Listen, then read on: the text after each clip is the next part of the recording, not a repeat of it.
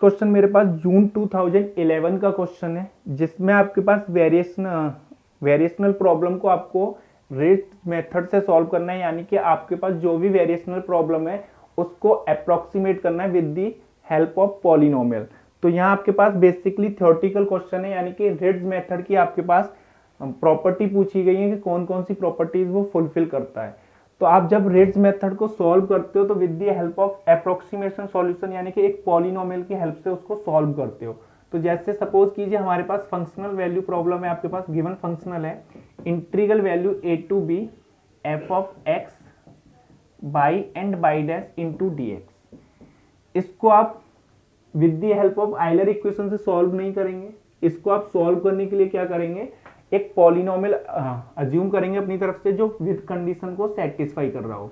Suppose करिए आपके पास कंडीशन है at the point a y 1 and at the point b equal to y 2।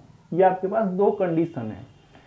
तो आप यहां से एक पॉलिनोमियल सपोज कर रहे हैं A naught plus a1x plus a2x square plus so on an x to the power n।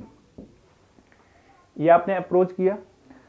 अब यहां से आप जो y ऑफ x है हमारे पास a1 phi1 of x plus a2 phi2 of x plus an phi of n x की power n phi n x।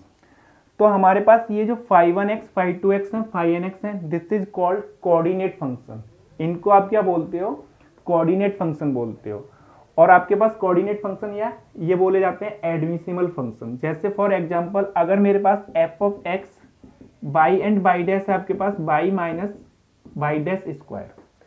अब इसको आपके पास कंडीशन गिवन है बाई एट 0 पे 0 एंड बाई एट आपके पास 1 पे 0 गिवन है। तो आपने सपोज कीजिए 2 डिग्री का पॉलिनोमियल से आप इसको सॉल्यूशन को फाइंड कर रहे हैं। तो बाई ऑफ x आपने अज्यूम किया a not plus a1x plus a2x square. आप मोर देन डिग्री का भी चूज कर सकते हैं, बट आपने अगर 2 डिग्री का चूज किया है तो यहाँ से आपके पास बाई एट 0 पे 0 का मीनिंग क्या है, a नॉट की वैल्यू आपके पास 0 आएगी। बाई एट 1 आप जब 0 पिक करेंगे तो यहाँ से आपके पास a1 की वैल्यू किसके इक्वल आएगी, a2 की वैल्यू माइनस टाइम्स a1। जब मैं यहाँ इसको रिप्लेस करूंगा तो आपके पास क्या मिलेगा, a1x माइनस a1x स्क्वायर। तो यहाँ से आपके पास जो बाई ऑफ x आया वो आया a1x minus x square. That is आपके पास ये जो फंक्शन है वो फाई फंक्शन है। दिस इज आपके पास कोऑर्डिनेट फंक्शन या आपके पास एडमिसिबल फंक्शन बोला जाता है।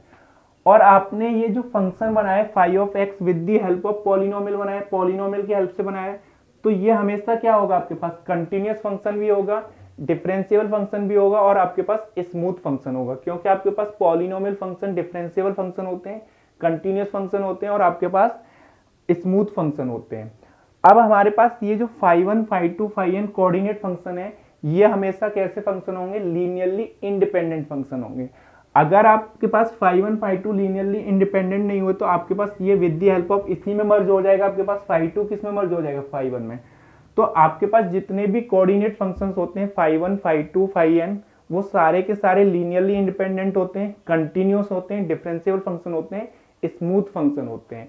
तो आप यहां से जो सॉल्यूशन फाइंड करते हो with the help of coordinate functions की हेल्प से फाइंड करते हो।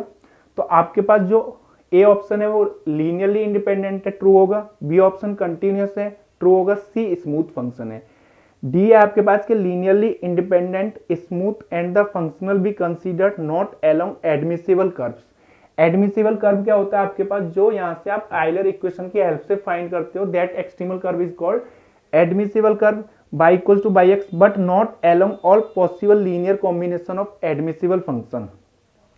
तो आपके पास जो सॉल्यूशन होता है वो एडमिसिबल फंक्शन के लीनियर कॉम्बिनेशन की हेल्प से linearly independent smooth and the functional be considered not along admissible curve. तो आपके पास एडमिसिबल कर्व के अलोंग वो लीनियरली इंडिपेंडेंट हो भी सकता है, नहीं भी हो सकता, बट आपके पास जो एडमिसिबल फंक्शन है उनके अलोंग हमेशा क्या होता है, लीनियरली इंडिपेंडेंट। तो आंसर इज आपके पास A B C and D, चारों ऑप्शन आपके पास करेक्ट होंगे।